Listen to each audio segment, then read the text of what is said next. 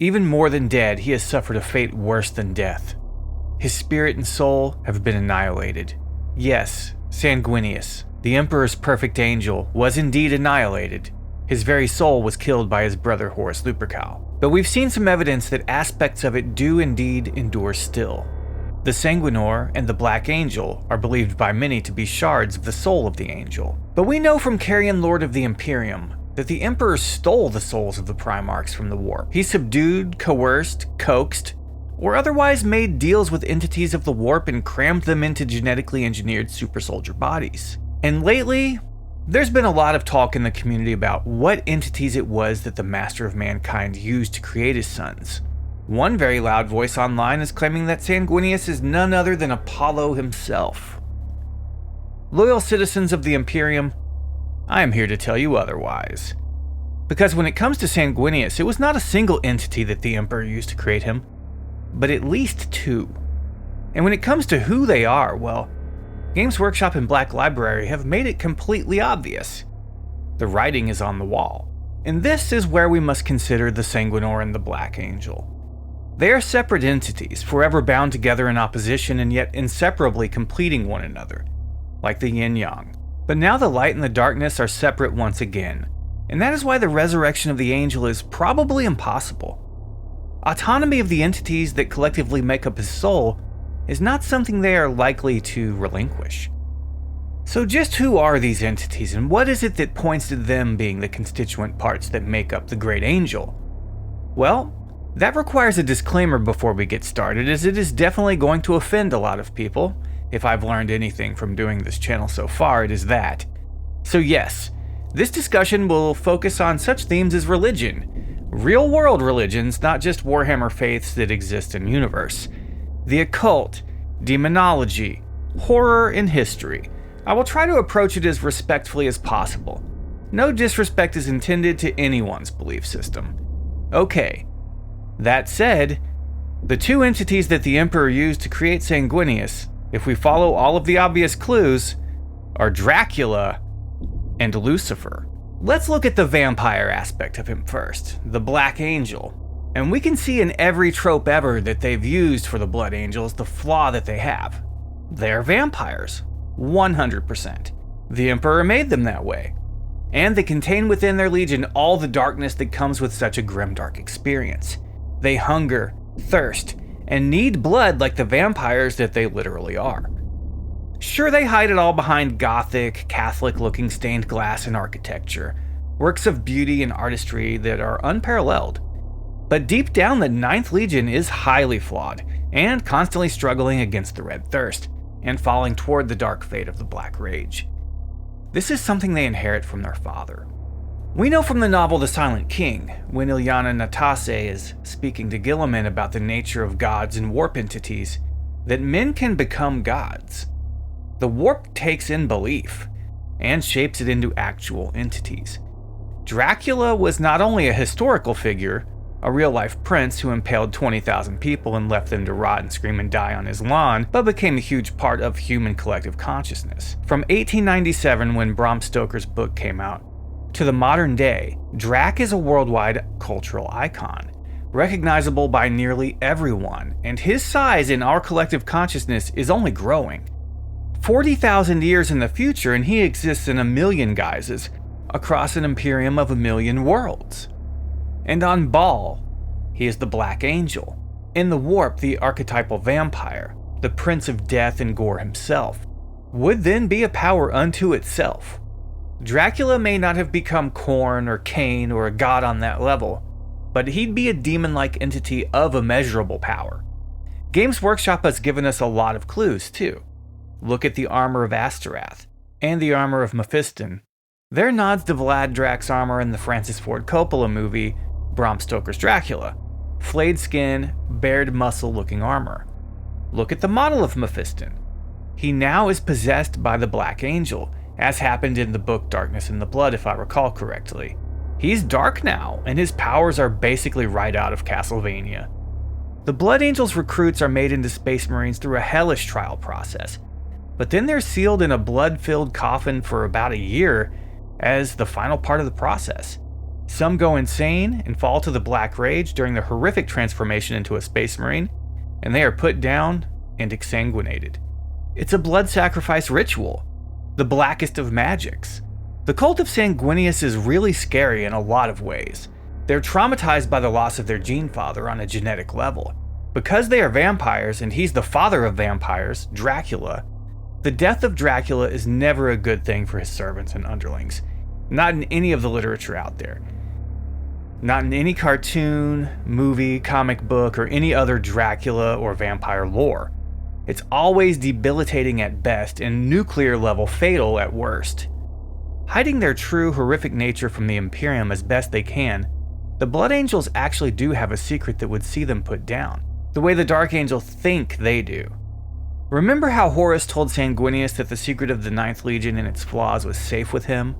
Horus and Sanguinius were both concerned that the Emperor would do to the Blood Angels what he'd done to the 2nd and/or 11th Legions. And Horus watched as Sanguinius horrifically killed one of his sons who had fallen to madness.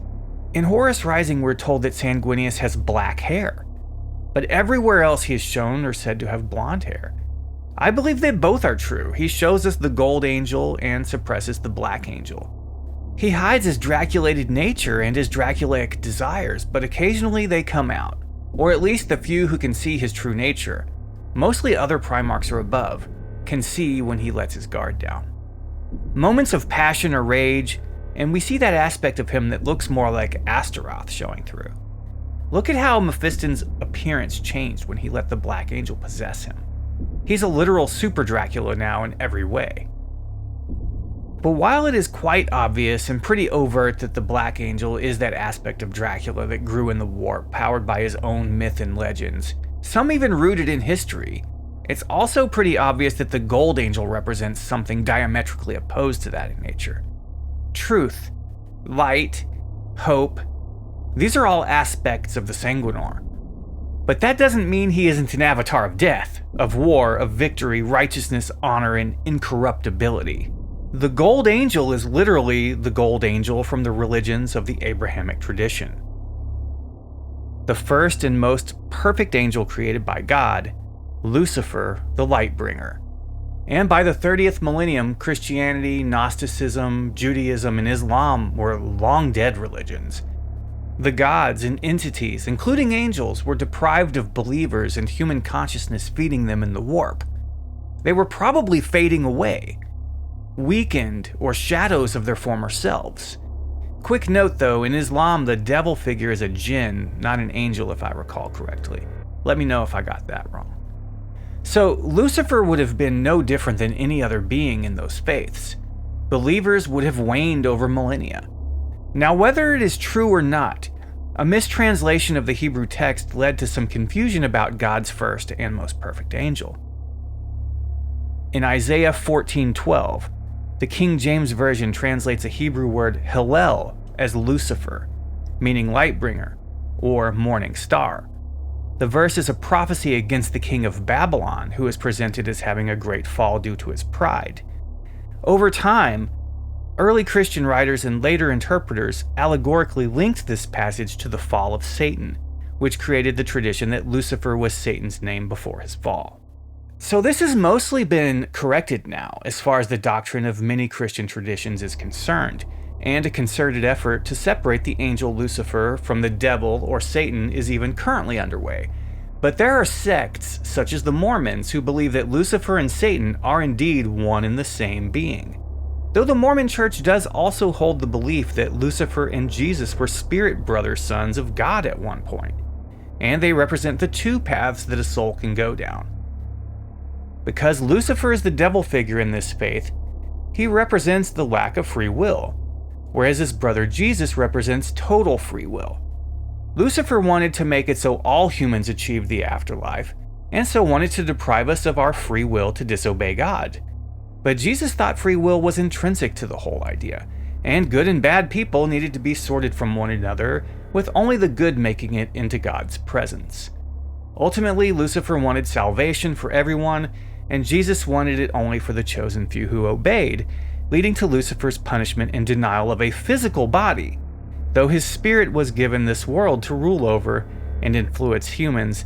Tempting us is his job, after all. So there are a lot of interpretations of the character of Lucifer in many faiths, but one thing that happened to him, whether he deserved it or not, is that many faiths for many centuries did associate him with the devil, with evil, with the being known as Satan. We know now that the original book of Job in Hebrew refers to the adversary that God is betting against as the Satan, meaning the adversary. Satan is a title, not a name, and the adversary is not named. However, the taint cannot be removed and the damage is done. Lucifer, God's most perfect creation, became associated with evil and became the very namesake of the character of the devil. And this mirrors Sanguinius in so many ways. He's the most perfect of the Primarchs, composed of darkness and light both, of wrath as much as compassion. Sanguinius is so perfect that it makes Fulgrim's blood boil. Fulgrim, who constantly thinks to himself how he is the epitome of perfection, whereas the thought never even once crosses the mind of Sanguinius, yet he is just naturally perfection. Now, the Lucifer figure that would exist in the warp in the time of the Great Crusade and the Primarchs would have been tainted by the association with Satan as well. It would be a stain that could not be removed from the character. Where the Lightbringer is the light itself, righteousness made manifest, the darkness is within him, part of him, inseparable. Like the Draculated side of him, the satanified side of Sanguinius also contains an element of its opposite energy. Again, the yin-yang. Look at what Horus had to say about the angel. Sanguinius, it should have been him. He has the vision and strength to carry us to victory, and the wisdom to rule once victory is won. For all his aloof coolness, he alone has the Emperor's soul in his blood. Each of us carries part of our Father within us, whether it is his hunger for battle, his psychic talent, or his determination to succeed. Sanguinius holds it all. It should have been his. So even Horus, one of the greatest egotistical narcissists to ever exist, has no doubt in his mind that Sanguinius exceeds him in all ways. Every Primarch just knew that. Being in his presence wasn't like being in the presence of anyone else. He didn't have an 18 charisma, he had 180. People felt moved by his presence, compelled by the mere sight of him to act. Sanguinius was perhaps the single most inspiring figure that ever lived, as a man, as flesh. And that may just be because of the beings that made up his soul. Now, it can be argued that the Primarchs were, for the most part, with a couple of exceptions that are extreme examples, unaware of their own true natures. Sanguinius would not have known he was built from the ground up, like some Frankenstein's monster using such archaic and forgotten relics of the past as Lucifer and Dracula. He would have had no clue whatsoever. Now, there are very overt clues all throughout the Blood Angel's lore to his connection with the Lightbringer. First, his wings. He's an obvious angel, a literal mutant. He's found on the planet Baal, at a place that would become called Angel's Fall. Baal is an ancient Canaanite god that was a template for the Christian devil figure much later. And the devil / Lucifer / Satan is the fallen angel, the leader of them. Dante, who is the Blood Angel's chapter master, is taken from Dante Alighieri, the Renaissance writer who authored the Inferno, the Divine Comedy, etc. The writer who gave us our modern conceptualizations of hell and the devil for the most part. He made them pop culture, essentially. And what gun does Dante carry? An Inferno pistol, of course. Mephiston, the Lord of Death, is taken from the name Mephistopheles, which is just another name for Satan. Sanguinius falls. Sanguinius dies and is destroyed, seemingly forever. The two intertwined entities that made him up freed from one another, and the prison of his fleshly body, something that many religious traditions, such as the Mormons and the Gnostics, believe Lucifer was to be permanently denied, are now their own once more. The Black Angel corrupting the Legion like a poison from within, yet giving it immeasurable strength, and the Gold Angel showing up to guide it in the most dire moments, yet stoic and usually as silent as the grave. But the warp is the warp, and faith creates gods sometimes.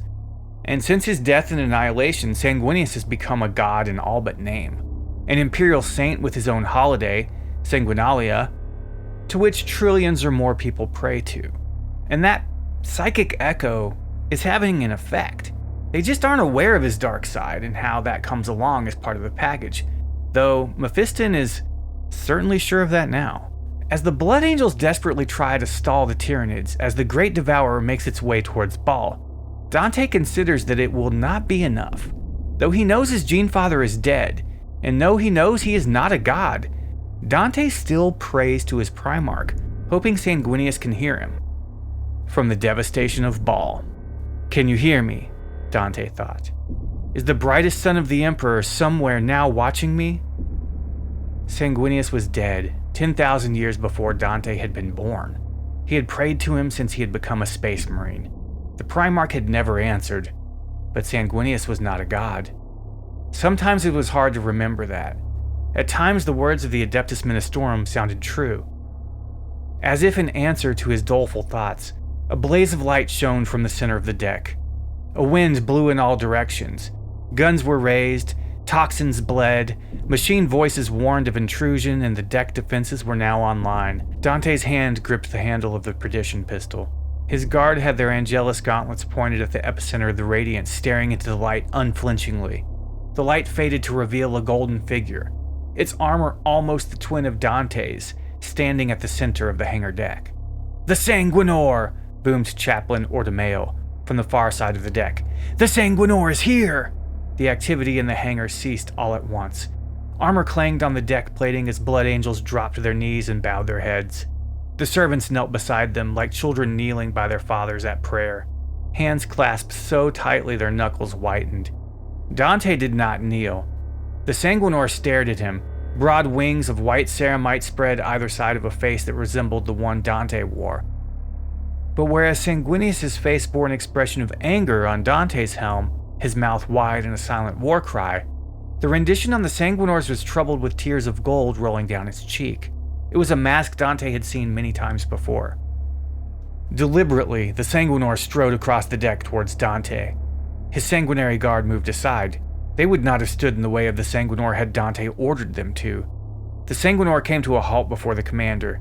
The face of Sanguinius looked into the face of Sanguinius. A sensation of wrongness took hold of Dante. He felt presumptuous standing before this avatar of their Primarch wearing his face. He rarely removed the mask in public nowadays. Let the men of the Imperium take heart from the sight of Sanguinius' golden face, he thought. He had come to terms with the effect the mask had on others, even if at first it disquieted him. Warriors responded to the visage of the Primarch. Sanguinius' face and Dante's deeds had become indivisible, welded together in the crucible of legend. So be it. But there was a reason for concealing his own face that went beyond pragmatism. As the years had coursed by, Dante had aged. He was old and looked it. He only reluctantly revealed his face, though he was honest enough to see his motives had as much to do with pride. Many of the younger chapter members had never seen him without his helm. To them, this was the face of Sanguinius as the face of death was the face of the chaplaincy. Standing before the Sanguinor, so masked, lacked humility. He hesitated, torn between the needs of preserving his own legend and acknowledging his individuality. His men had their heads bowed. None of them were looking at him. Sudden determination moved his hands to his helmet.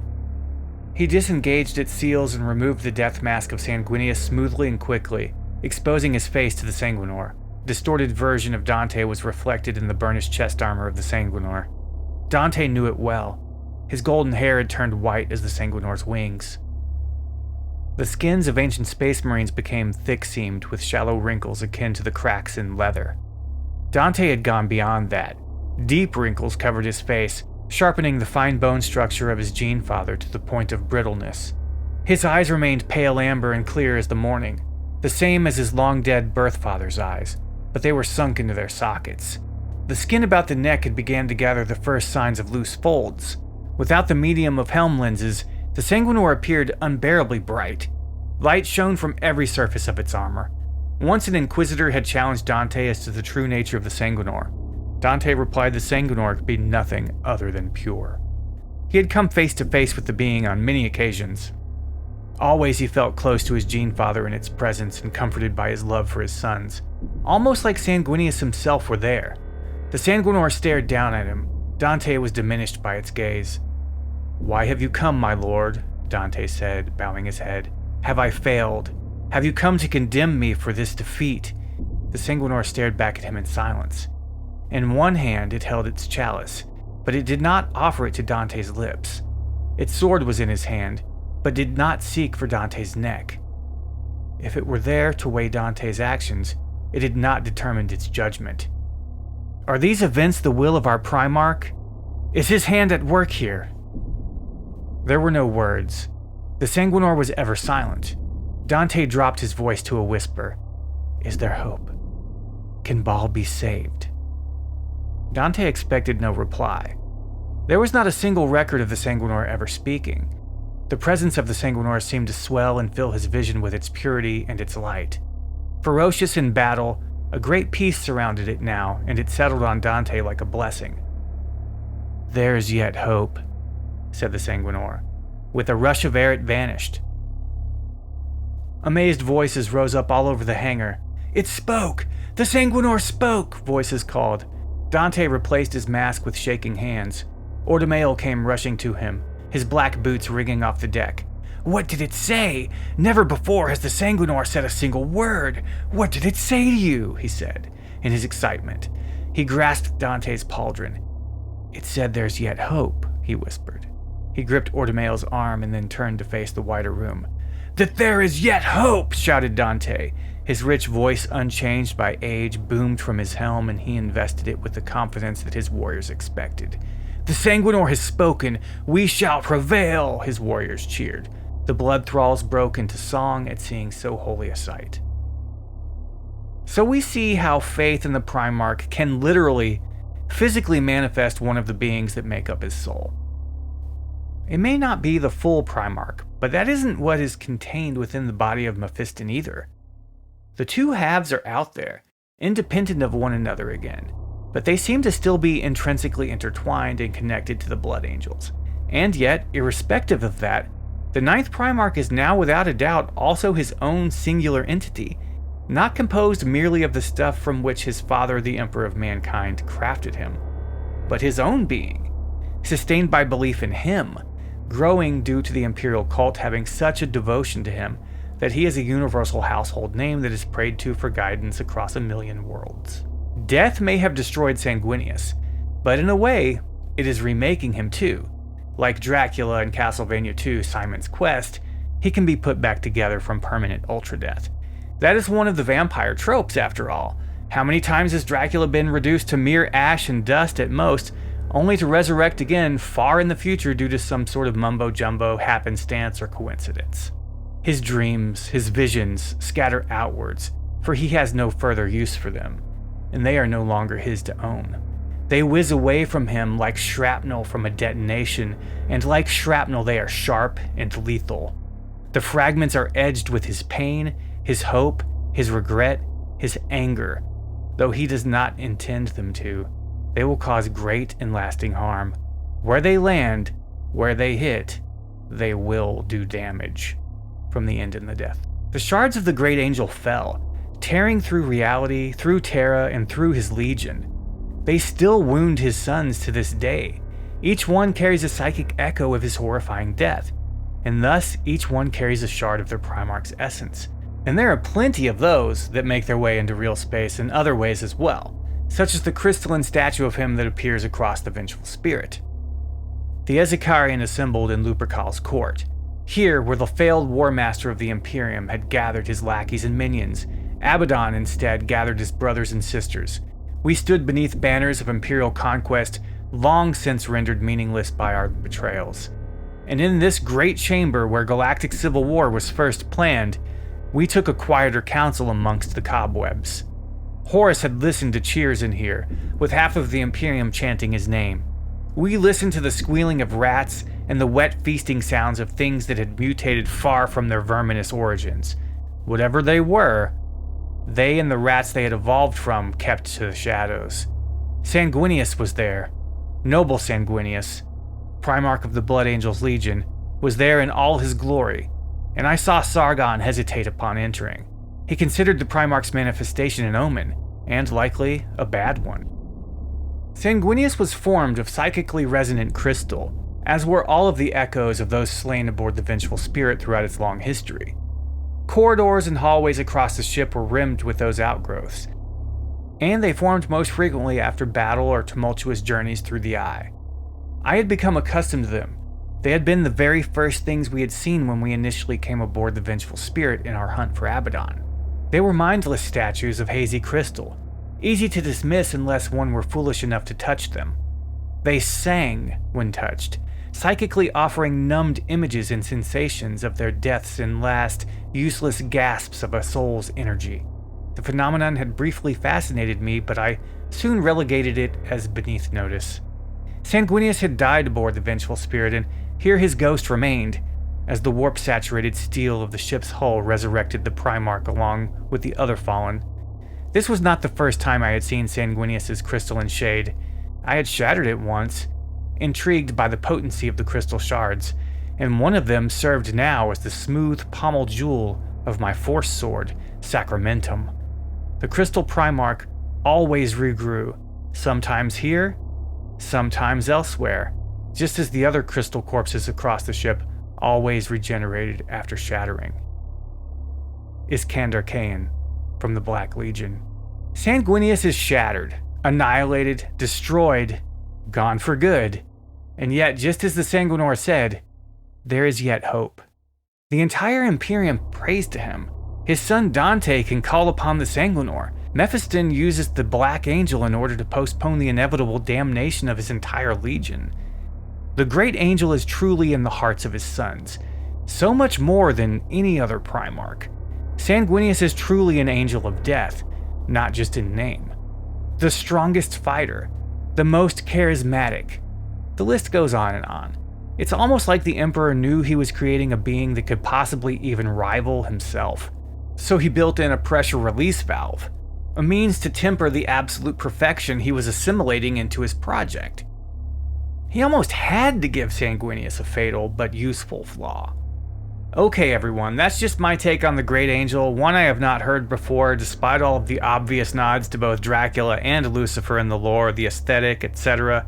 So I hope you enjoyed my take, even if you disagree. Please be respectful in the comments, and remember that not everyone else shares your particular faith if you bring religion into it. That's all I ask.